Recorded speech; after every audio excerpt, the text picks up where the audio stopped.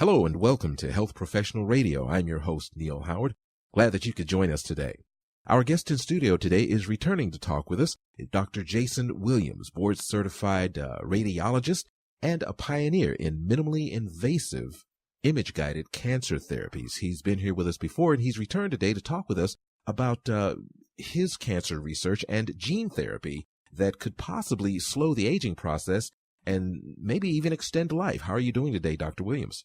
I'm doing great, Neal. How are you doing? I'm doing really well, especially now that we're talking about slowing the aging process and extending life. Now, you've been involved deeply in minimally invasive breast cancer therapies and new highly effective immunotherapy drugs as opposed to surgical options for some advanced stage cancers and even precancerous tissue. Now, when it comes to, gene therapy, are we talking about two separate research channels where gene therapy is one for reducing the process of aging and cancer being another one, or are they tied together somehow? Well, essentially they are tied together, and we really had hope that gene therapy was going to lead to curing a lot of diseases, and it still has that great hope, but it's been a little slower to come along than we would like to see. And we thought that maybe if we could manipulate some of the genes in cancer cells, that we could, generate a cure. And there is some hope. Obviously, cancer is a very complex disease, and so it's there's not going to be one thing that's going to really take care of all of it, particularly in the gene therapy aspect. But I worked for many years in research in gene therapy, and one of the things that we were looking at what happens with the patients where they when they develop cancer, they waste, they lose muscle, and they become very very thin. And so we thought if we could develop a gene therapy that maybe enhance their overall muscle mass, that they would do better, and that this would be sort of maybe not a direct cure, but would increase the actual overall health of the patient. And so I started doing some animal research with it. But one of the things that we did was we were looking at a gene that enhances this muscle mass and keeps your muscles from breaking down, a gene called follistatin. And when we did this, one of the things that I did that was different than usual. Normally we would give this to the animals. We would let them live for a while, and then we would sacrifice them, and we would look at the organs and see the effect. And that study had already been done. We knew that there was no effect on the organs. We knew that it enhanced the muscles. But instead I decided that I was just going to let these animals live and see what they do. And I didn't expect this, but one of the things that happened is that we had the control, the untreated, and we had the treated ones. Well, all the untreated, they started dying off. They lived, these were white Russian dwarf hamsters. They lived about a year and a half. And the ones that were treated, though, they still, first thing, they still looked young. They still were very, very active. They were much more muscular, and they lived 2.5 years. And they looked young. They looked young when they died. I mean, they didn't age as much as the other animals. So the other animals start losing their hair, and their hair becomes gray or darker, and these animals looked great. And so I thought, wow, this is impressive and sort of an accident. We weren't really looking for anti-aging, even though I'm very interested in anti-aging. And there's definitely a link with cancer, because cancer cells are immortal and they can essentially live forever in the right environment. But we were looking, to treat cancer patients, and so delving deeper into it, it seems that this gene actually may enhance several key longevity genes, and so this could end up being a potential treatment for aging, which of course aging actually results in a lot of other problems, heart disease, diabetes, those type of conditions. And so if we can reduce aging, we can reduce a lot of these other conditions as well, and hopefully help people stay healthy for a much longer period of time. Now, are certain types of cancers hereditary? We've heard of tests that Yes, determine that a person is going to have a certain type of cancer because their mother or their father did. Are we talking about actually changing the message that, we talked about sure. cancer cells telling the immune system that, the cancer cells are part of the body, thereby preventing the immune system from attacking? Are we even going deeper and on the, a DNA level, changing the message?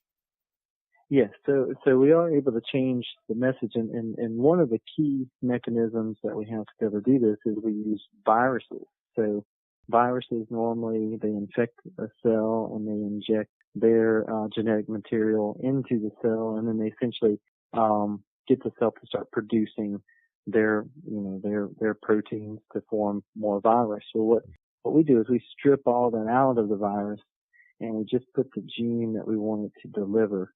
And we use, there's several different viruses we can use. One that's really proven very well, and is actually there is a approved therapy for a lipoprotein deficiency. It's approved in Europe. It's not approved in the United States, using the same virus called an adeno-associated virus. Mm-hmm. And these are great delivery vehicles for genes. Obviously, we can look at replacing some of the faulty genes or blocking some of the genes that we don't want to express that lead to cancer. Mm-hmm. But probably what'll be more effective will be to place genes into cancer that stimulate the immune system to attack it, so that the cancer's basically producing its own death sentence, and by making things that cause the immune system to want to attack it. Now, you talked about your research in these rats. Right. Now, you said that they lived for a year, a little over a year, and then more than a year, even into 2 years after being allowed to live rather than sacrificed. Were any of these subjects ever allowed to reproduce? Was there any research done in their offspring to see if maybe there were certain genes in the offspring that would, make it so that they weren't going to get cancer at all? Right, and we didn't personally, though. Another group that was studying the same gene, looking at it for muscular dystrophy. They did study the reproductive capability. They found that the animals could still reproduce. We didn't personally look at that. This, to me, the thing with this gene is that it's a gene that you really probably want to turn on more as when you're an adult. It can be involved with certain developmental aspects when you're younger, and you don't want it expressed more then. Okay. But as soon as you hit adulthood, you could stand to use, to have more of this gene, and so. Sort of as an enhancement, exactly. to your already existing defenses, yeah. Exactly, and the gene, if you put it into into a person or animal, it doesn't really affect the reproduction. It doesn't transfer to the offspring. It's in the cells that are already developed in a person. We actually purposely try to put them into the muscle cells because that's where most of the action for them takes place, and the muscle can actually be used as kind of your own factory to produce the protein from this gene, and obviously it's the muscle that's affected the most, where you get enhanced muscle mass, which leads to basically a better metabolic profile. I mean, you're not as likely to gain weight with that when you have more muscle mass. Obviously, when you're older, you're less likely to be frail and fall and those types of problems. Mm-hmm. So, now, we've talked about gaining muscle mass.